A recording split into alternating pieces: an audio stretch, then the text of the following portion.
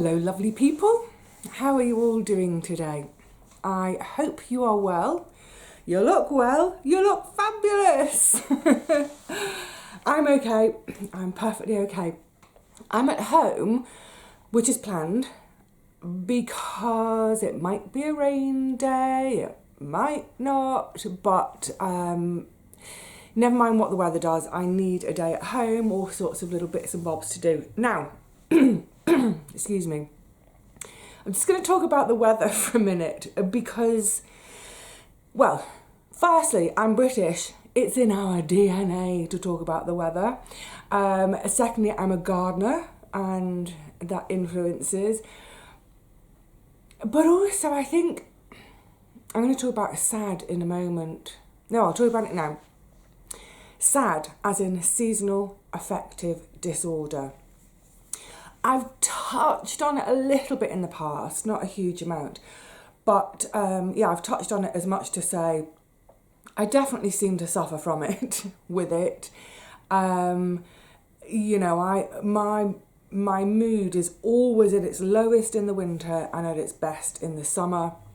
And obviously there are days in the summer when I have a low mood and days in the winter when I have a high mood.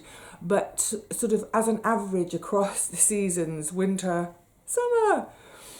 And folk have often said in the past about getting one of those SAD lamps where you get the certain kind of level of light from it. For me, I think it's not just about the light. It's about temperature and being outside, or more specifically, not being outside. I think the temperature one for me is, yeah, I think that's pretty big, because even when it's really, really bright, when it's cold, I shut down. I just sort of retreat into myself, into my home and into myself. I hate being cold. And I'm not talking, you know, cold like in the northernmost parts of Canada and Alaska or anywhere else on the planet, or the most southerly parts of that side of the planet. Yeah, not about freezing temperatures, but, you know, even like 10, 11, 12 degrees. I just don't like it. I'm just not me at that temperature. Give me 18 degrees minimum. Give me 19, give me 20. Yay! So, in a way, I feel like, I was talking to a friend about this the other day and I thought I'll share this with you too. I've been in the garden quite a bit for the last 2 weeks. Where are we? We're right in the middle of May. I sort of came back to the garden. When did I do that tour? I think that was the 30th of April. In other words, let's call it beginning of May, just for ease of reference. So I've come back to the garden at the beginning of May. And in my head, I feel like I'm still just coming out of winter. It's mad because literally a month ago, I was still living in thermals all day, every day. And in another month's time, we're going to be in summer. I feel like I've missed the whole of spring. And I think that's largely because it's two factors. One is the weather, but also because for, you know, the whole of April, pretty much, I was indoors getting on with the kitchen and getting on with other stuff. In March, it just did not stop raining, so I wasn't getting outside to the garden. So really, I feel like I've gone out for the first time this year at the very beginning of May. Oh my goodness. I mean, of course, I haven't been at home indoors all day, every day since December. I go out to do my bits and bobs of shopping. I go out to the post office. I go out about once every couple of weeks or so. I go out and about looking for stock for my shop. So yeah, I mean, I go out. It's not that I don't go out. But anyway, just in terms of that whole being outside for hours at a time. And I think that's my version of SAD, is it's not so much to do with the light as the fact that I'm not outside and I'm not warm. And those two things I hate. I hate it. I hate being indoors and cold. Anyway, so it looks finally like our temperatures are starting to go up. Brilliant. We've had a couple of days, woohoo, touching 20. But I was thinking about this. I've been reflecting on this quite a bit since sort of the end of April and thinking, I'm pretty sure in previous years, I mean, I kind of didn't even have to go back and look at my notes, but I was thinking, I'm sure that in previous years, you know, we'd have 20 degrees in March, sunshine in March.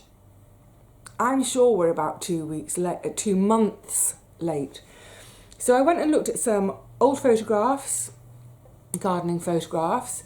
I can tell also, say, from my old videos, just from the thumbnails. And I was thinking, yeah, certainly since I've been doing my channel, which was the spring of 2017, 18, 19, 20, 21, 22, 23, it's 6 years. I didn't even mark that anniversary, did I? 6 years. April 2017 was my last paycheck. 6 years without a paycheck. Woohoo! Anyway, yeah, I mean, literally the last 6 years of doing my videos, apart from we had a freaky one, Beast from the East, 1 March. But generally speaking, definitely in the last 2 years, we have had really warm springtime, so March and April and May, really warm, to the point of days being hot, really dry. So for the last 2 years, we've had drought starting at the beginning of March, as in sort of no rain, March, April, a bit of a drizzle in May maybe, but essentially the beginning of drought. So yeah, this year's definitely been different and a challenge. And I was watching, I don't know what it wasn't a weather forecast, excuse me, there was someone, I think it was coronation weekend, because they were talking about the weather for the coronation, and they were talking about the weather in general this year, and saying how we have definitely been below average for temperature. I mean, I think today we're going to have about 12 degrees. That's February weather. So we're well below our average temperature. Plus, when you add into that, we're well above average rainfall. I think in March we had double our average rainfall. We had a 50, was it 50? Yeah. So a nearly half a century high. So no, it's not anyone's imagination that this year the weather ain't it ain't playing ball. And on top of that, the forecasting seems to have gone, I mean, it's gone to pot. And I sort of made the decision at the beginning of May that whatever the weather forecast said, I'm going outside, I'm going to the garden, I'm going to crack on. My thinking was that I can sow seeds in the shed.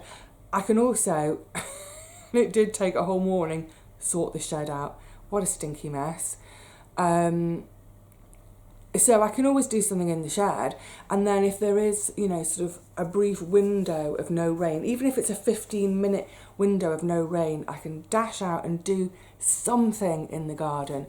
What I don't want to do is see a weather forecast for rain, stay at home all day, and lo and behold, there's no rain. I'm looking out the window all day, there's no rain. I should have gone to the garden. So I've been ignoring the forecast. The forecasts have been saying, do you remember, by the time you see this, I don't know, about a week or slightly more than a week ago, I said I was feeling a bit of pressure to do the stuff in the outside part of the garden rather than the shed, because we'd been forecast this 2 weeks solid of rain. They were forecasting rain all afternoon, all evening, all through the night, most days stopping around 7 or 8 a.m, but then starting again at either 11 a.m. or 12 noon.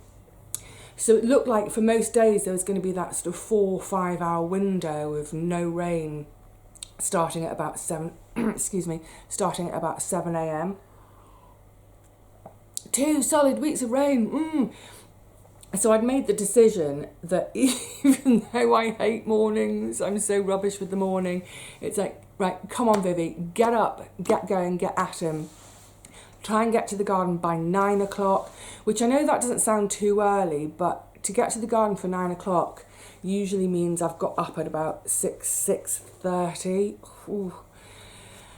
I know some of you, like 6:30 in the morning, you've been up 4 hours already. Anyway, yeah, so that was the plan. Get to the garden by 9 and hopefully get 2 hours where I can do work outside, and then if the rain starts.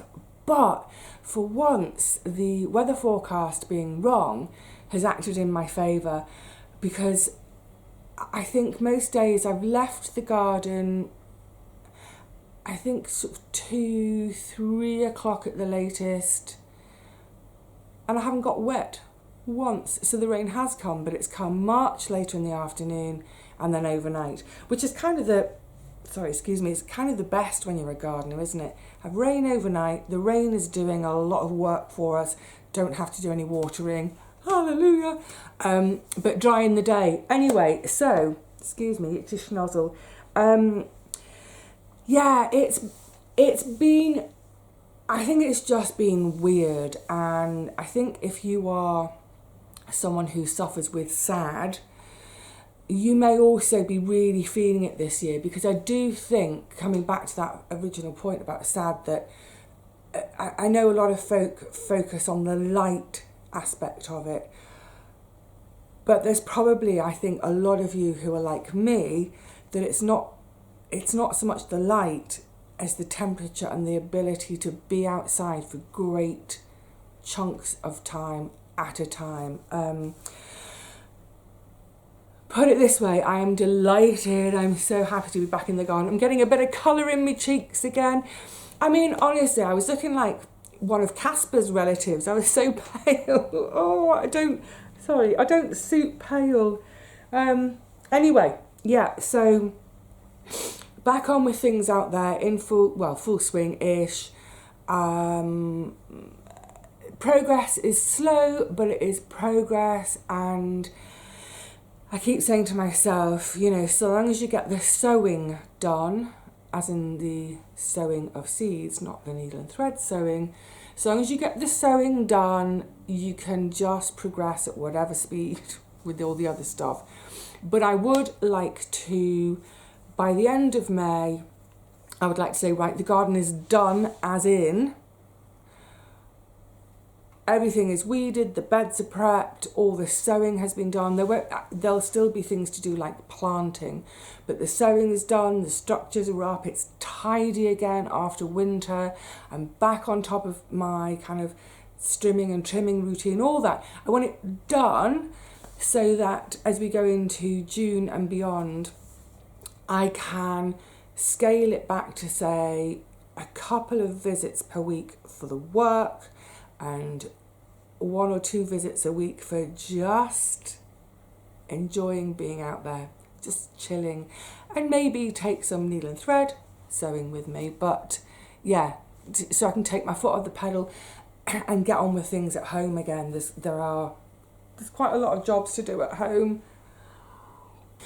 Yeah, just on the subject of home and progress, I still haven't heard back from Land Registry about getting my lease. And I was thinking about this the other day. When I get it, that lease will have already gone down by 2 years, because that's how long it's taken Land Registry to do it. Never mind. You know, things. My attitude in life at the moment is very much things will happen in their own time. I don't want to force anything, I don't want to rush anything, I don't want to add any more pressure or stress to my life, thank you very much. So yeah, good. Garden, weather, my goodness. Oh, just mentioning Coronation, did any of you watch it? I'm neither monarchist nor Republican, I sort of sit somewhere in the middle. You know, I appreciate the amount of tourism they generate, and you know, it's hard to look at British history without the fact that so much of it is because of a royal family. I was thinking this the other day even about Shakespeare, and thinking about that wonderful, wonderful speech in Henry V when he, implores his men to, to just one more effort, one more big effort. Well, we wouldn't have had that if we hadn't had a king, would we? Anyway, yeah, I won't go into it because I think it can be quite a divisive subject. However, I did watch it. I'm in curiosity. I've never seen a coronation. I'm too young, far too young, thank you very much. So, yeah, I watched it out of curiosity, out of, a moment in history.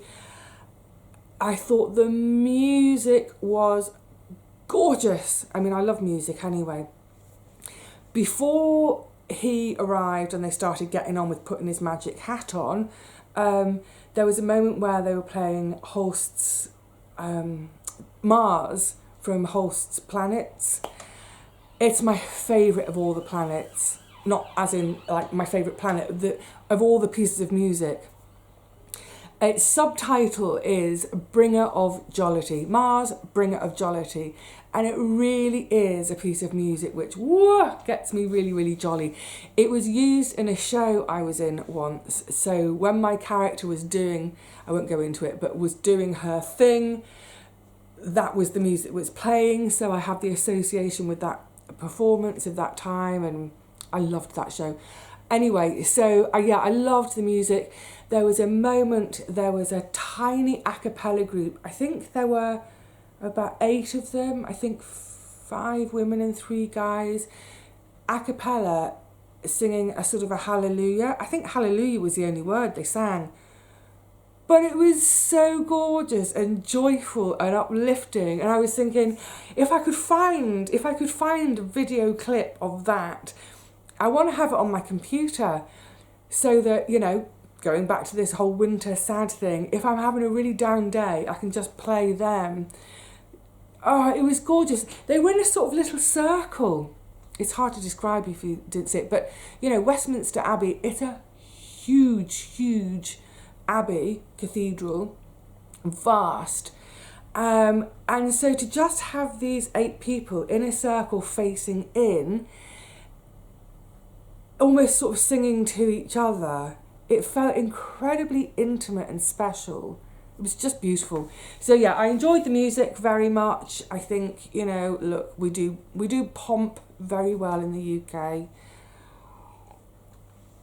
A few of my friends went up to town to see things, had a really lovely time. They absolutely thoroughly enjoyed it. One of whom she's not particularly a royalist, but just, she loves London, and her attitude was, this is happening in my hometown. I'm going up and getting a bit of the action. Great. So yeah, it's been and done now, isn't it? We can move on with other things. Let me think. What did I want to talk about today? All sorts of bits and bobs, little scrappy notes I made over the course of the last few days. Yes. There's no segue for this, just going to dive straight in. It's the time of year when we do our tax return for the previous year. I was kind of making myself laugh doing mine. So even though I don't earn enough to pay tax, I do a voluntary national insurance contribution. National insurance goes towards our NHS, and it goes towards benefits, so disability benefit and unemployment, all those kind of benefits. So I pay that as voluntarily, but I don't make enough to pay tax. But even so, I have to do my accounts to prove that, otherwise they'll just charge me a load of tax. But also that my earnings are used to calculate what I contribute voluntarily. Anyway, I love doing accounts. I really, really, really love doing my accounts.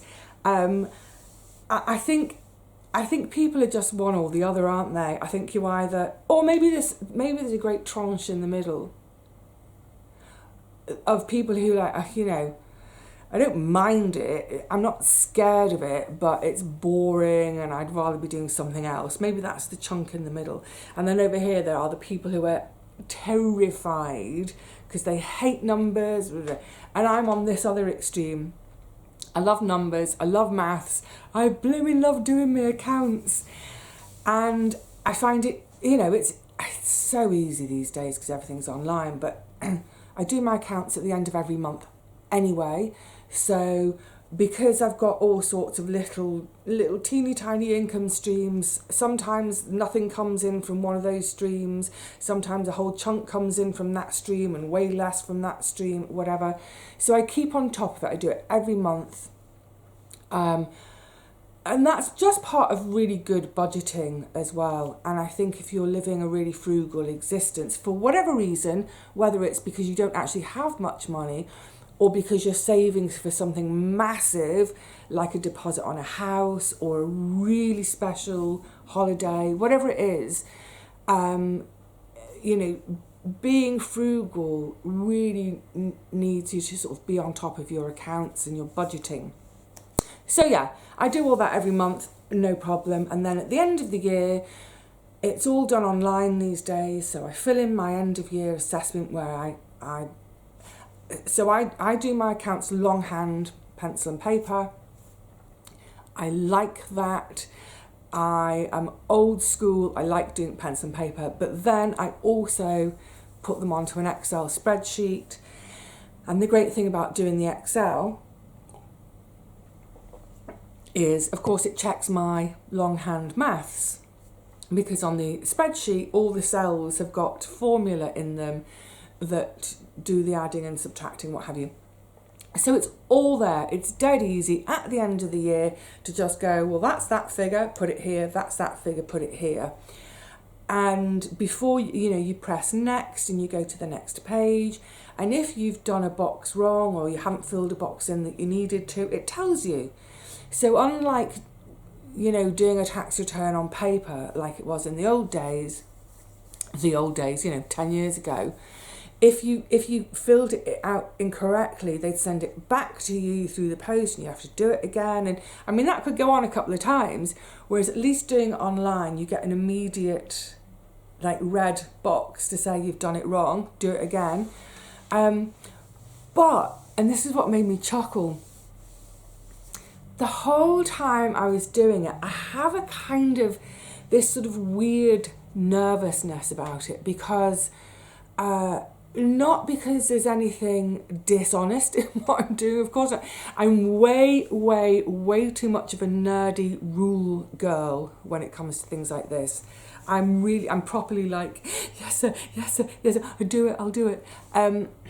It's more that I have this deep-seated fear that I will inadvertently make a mistake, a genuine mistake that I've got no idea I've done it, and I commit my tax return and I press send and off it goes, and then I've completely innocently accidentally done something wrong, and they come back to me and they go, tax avoider, put her in prison for 5 years. I mean, it's ridiculous. I know that that's ridiculous, because if I did something wrong, it would be I'd be £1 out either way. And even then, I still wouldn't have earned enough to be paid. There's no way I can make any kind of mistake, either intentional or accidental, that would land me in prison for 5 years. Oh, it's ridiculous. But that's what's in my head when I'm doing it. And I think that's more a sort of a sign that I take it seriously and I'm a good girl and I do it properly. If you suddenly don't hear from me for a little while, you'll know that HMRC have come and got me and they've shoved me in the clink. Anyway, it's all done, sent off. And I mean, it'll be the same as it's been for the last few years. I'll just get a note back saying, thank you, all done, nothing owed. Yay. Right, what else has been going on? Coronation. Oh, talking of numbers. So I know a load of you watch Richard and Paul too, and you're in their Facebook group, Planet Vegetaria. That you'll know that recently, I don't know how long they've been doing it now, last few months, I think maybe they started it over winter, when we were all just like sitting huddled under our blankets, and that seems like a distant memory now, doesn't it? Thank goodness. Although, yeah, let's hope prices don't go mad this coming winter. Anyway, they started playing a game of Scrabble every night. Excuse me. Brilliant. Love Scrabble. Of course, really it takes two to play Scrabble, doesn't it? I bet there's a computer version that you can play if you're on your own.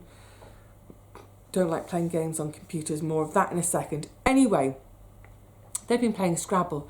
I thought, oh, that's fantastic, because apart from the fact that it's fun, it's mental exercise, bit of mental agility. Quite often playing a game of Scrabble, one might learn a new word. If the opposition put a word down, you think, what's that? I've never heard of that. You go to the dictionary, check it and go, there it is in the dictionary. Okay. Fabulous. So that was kind of in my mind, Scrabble. And recently, oh my goodness, I've been struggling for words, struggling for the right word for things. And I think it's like tiredness. My sleep is such poor quality sleep, just tossing and turning all night long. So I think that there's an accumulation of tiredness. There's also a build-up of stress. I'm distracted by other stuff. I just keep struggling to find words. And a mate joked to me about 3 weeks ago. A mate sort of joked. I mean, not making it funny, but sort of said, is there any dementia in your family? And I said, no, none whatsoever. I mean, when Auntie Teapot was in her last year or so, she's 100, she would forget things or she'd repeat herself. But I think it was purely down to age and all the mechanism wearing out. But no sign of dementia. So when my friend said this, I don't mean jokey way, like a gentle way. She said, is there any history of dementia? No. Why? So because you're struggling for words and you're transposing words, like, you're calling like the garden, you're calling it the kitchen, or you're talking about putting something in the shed and you say, I'm going to put it in the fridge instead of in the shed. And I said to her, I think it's just tiredness, stress, all that kind of stuff. Anyway, it made me suddenly think about the boys doing their Scrabble. Sorry, not the boys, the men, the chaps doing their Scrabble. And I thought, well, you know what? No, there is no dementia in my family. But I don't want to be the first. But also, maybe it would be a good idea to do something like Scrabble, to do some puzzles, to give myself, we talk about exercise and keep moving, use it or lose it, move it or lose it, use it or lose it. So we spend a lot of time talking about keep active, keep active to keep healthy, keep socially active to keep healthy in our hearts, sort of thing. What am I doing for my brain? What am I doing to exercise my brain? Now, yes, I read sometimes quite challenging books, but I don't know, I think I've read voraciously all my life, and to me it's not really a challenge. To me it's really, really comforting and relaxing. I need something hard to do, put it that way. And talking of numbers, I thought, what I used to love was the puzzles in The Guardian. And then, serendipitously, I saw this in the charity shop. Killer Sudoku. So it's not like, I'm going to put it closer up so you can see there's all sorts of numbers in boxes, and you can see how they're made into boxes within the boxes. I love Killer Sudoku. Regular Sudoku, people always say you don't need any maths to do regular Sudoku, and you don't. You could change all the numbers and change them to letters or shapes. Doesn't matter. you could literally do it with shapes and it would still be Sudoku. Whereas Killer does involve a bit of maths, because every big box has to add up to 45, every line has to add up to 45, and every column and every row adds up to 45. And you can't use the same number twice within one of the smaller boxed areas. Oh, I love it. I absolutely love Killer. And gosh, back to the days of, say, at the bookshop, both of my colleagues used to take The Guardian, and I'd always like, at the end of the day, can I have the games page, please?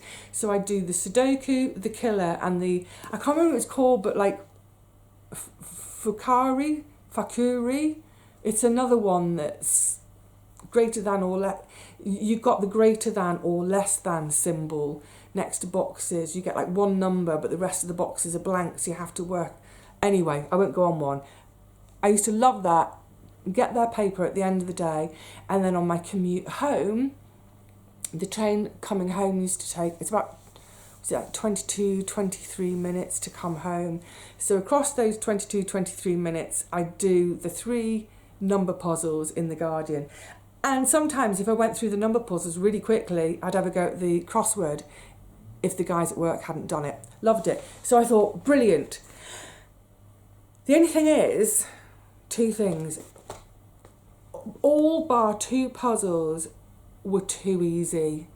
Far too easy. Come on, Guardian, what are you doing? Because I remember those days on the train coming home. There would be days when I couldn't finish it. I just couldn't work it out.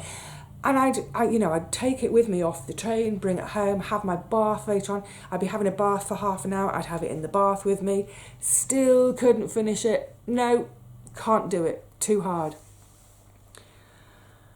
So there's 210 puzzles in this, and it does say that the last 15 puzzles are particularly difficult, almost impossible. Start at the beginning of the book and work up to it. Anyway, I did the first 10 puzzles in about 20 minutes. I thought, God, this is boring, they're too easy.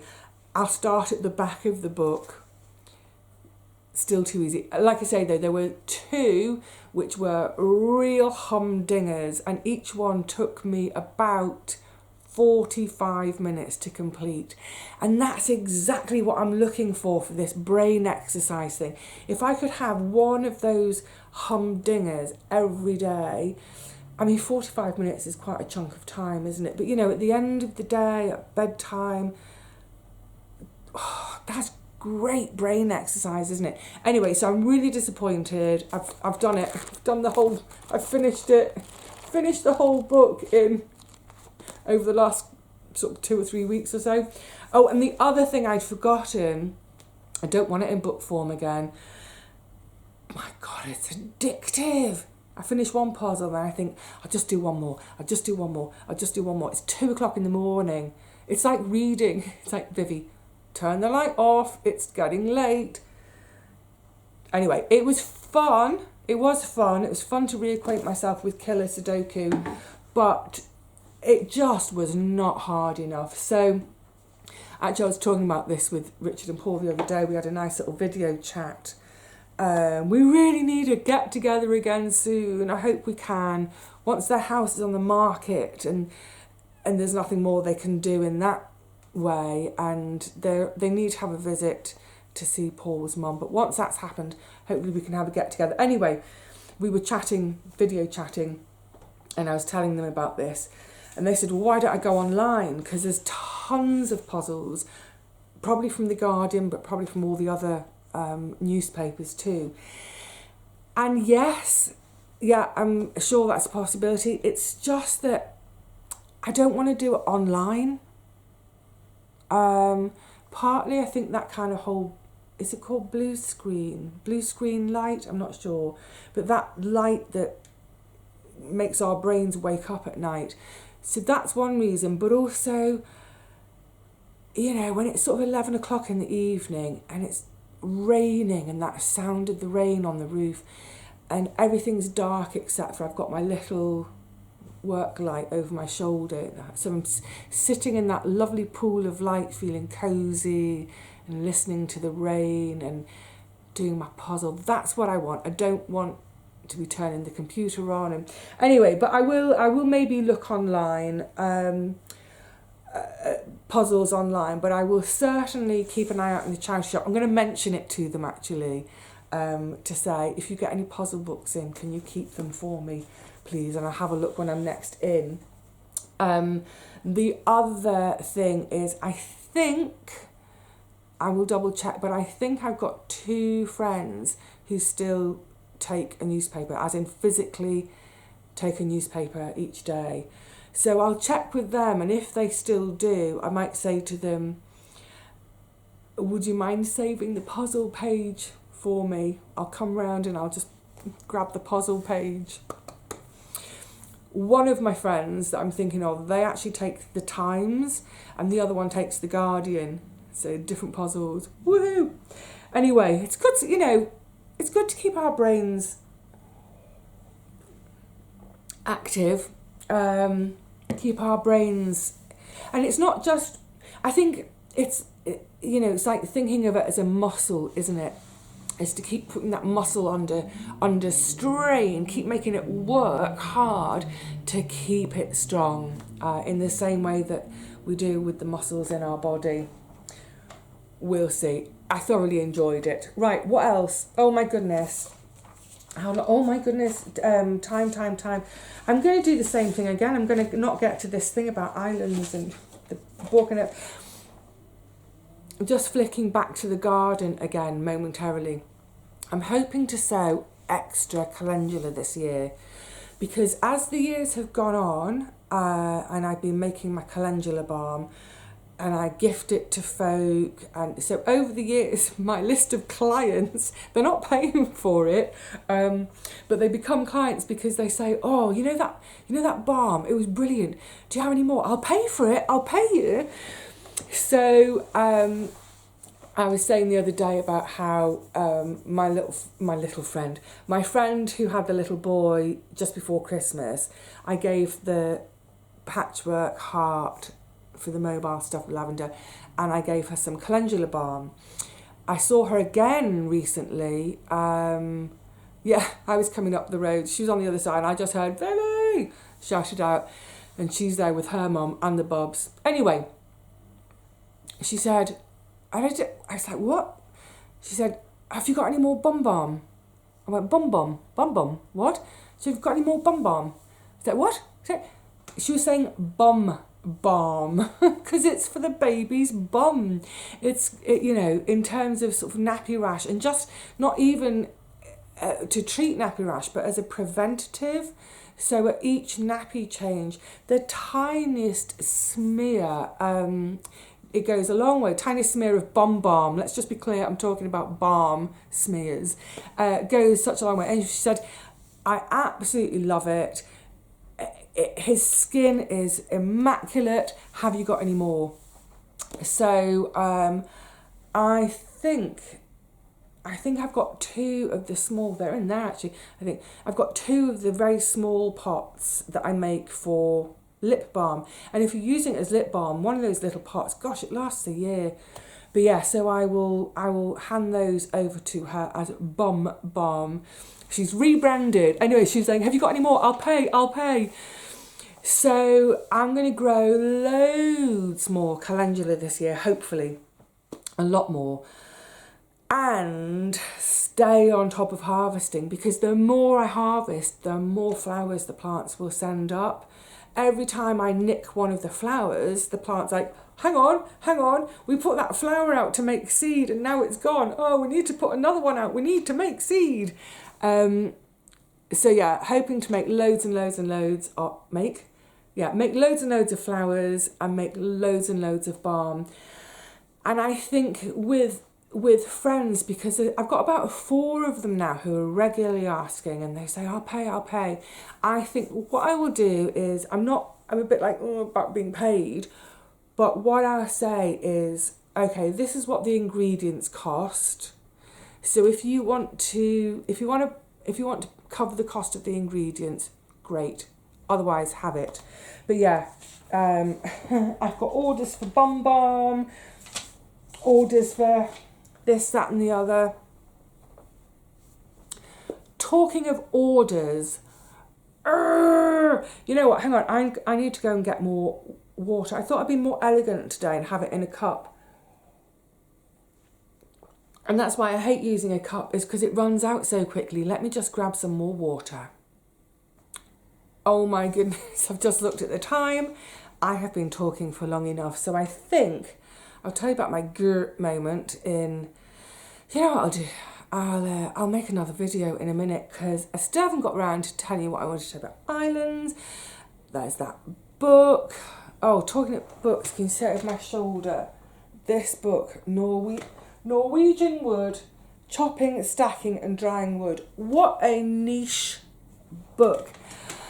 I saw that and I paid more than I normally would pay for a book, but I thought, I've got to have that for my shop. I love this kind of really niche stuff, and it's basically, it's all about for people who are reliant on wood for fuel, for, you know, whether it's cooking or heating, how to get the best from wood, the best kind of wood to use, how to chop it and how to stack it. But there's an art to it, and there's gorgeous illustrations inside of these, some of the most amazing wood piles, wood stacks, art forms.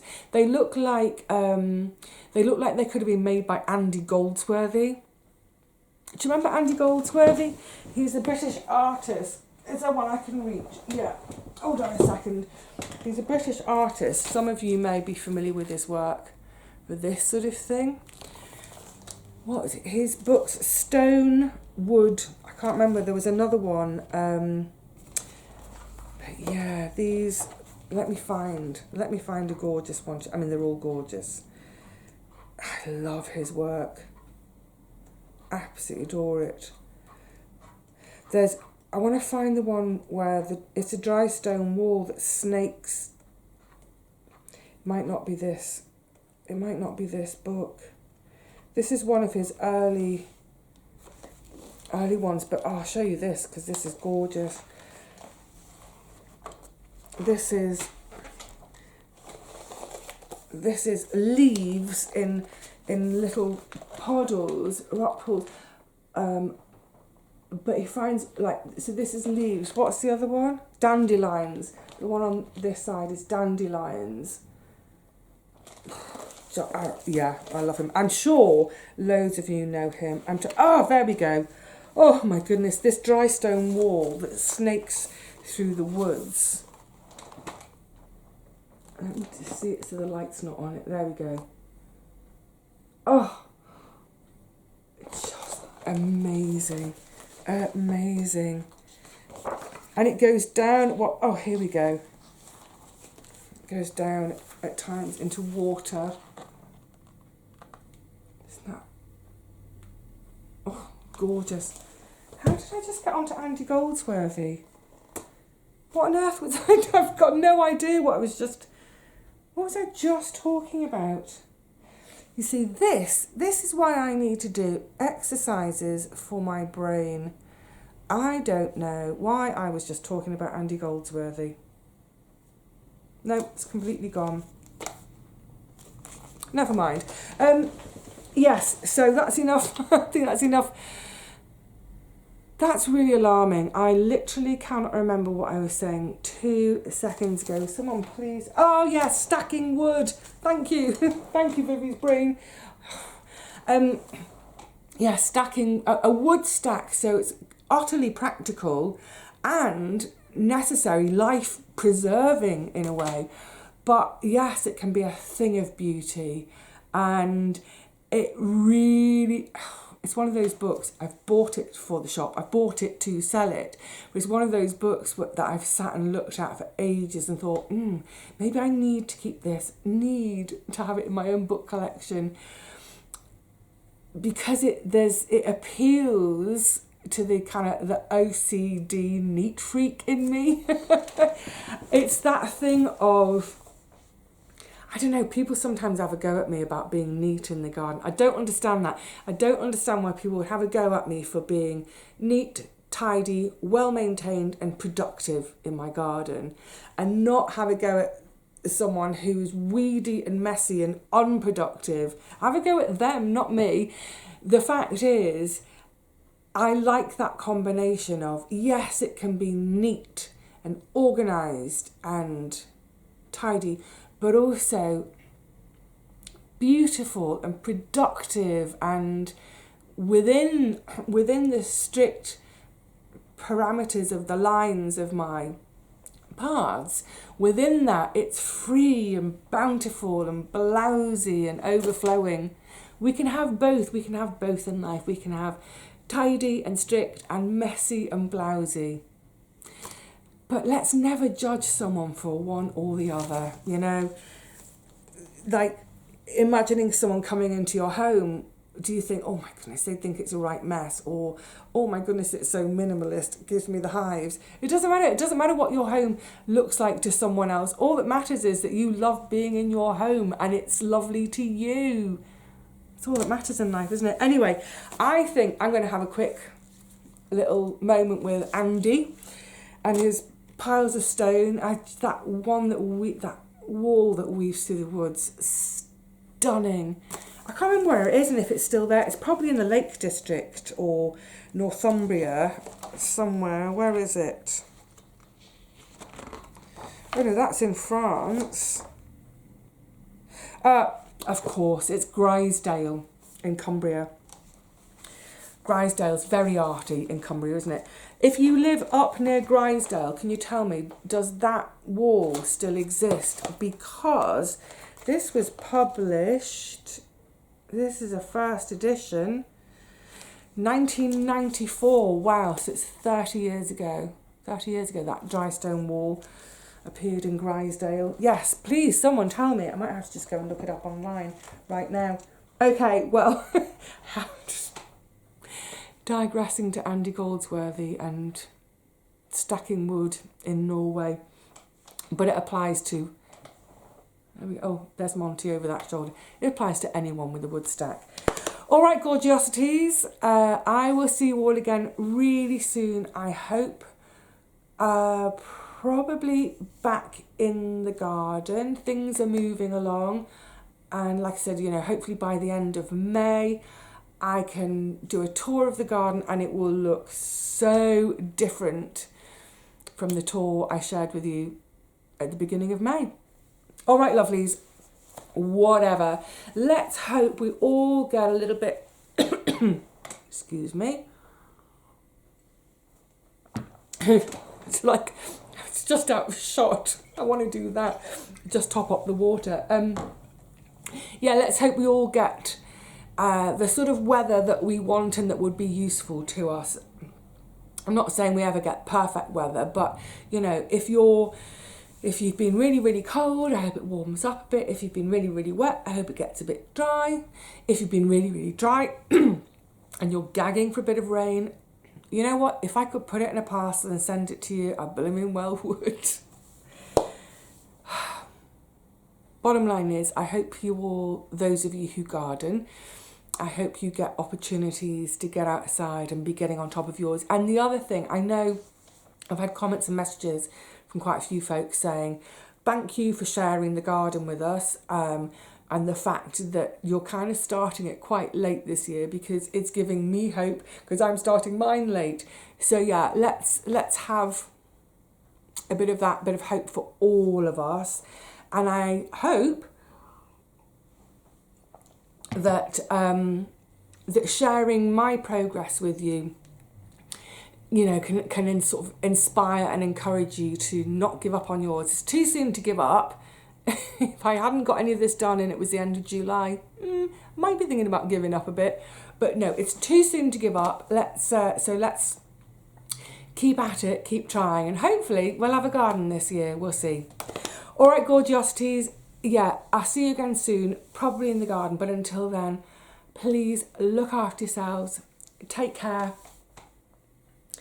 Get creative. Maybe some pebbles in the garden to make a little Andy Goldsworthy in your own garden. That's what I want to do right now. I want to dash off to the garden and get creative with my pebbles. Not going to. Got things to do here. All right, lovelies, for now, cheerio.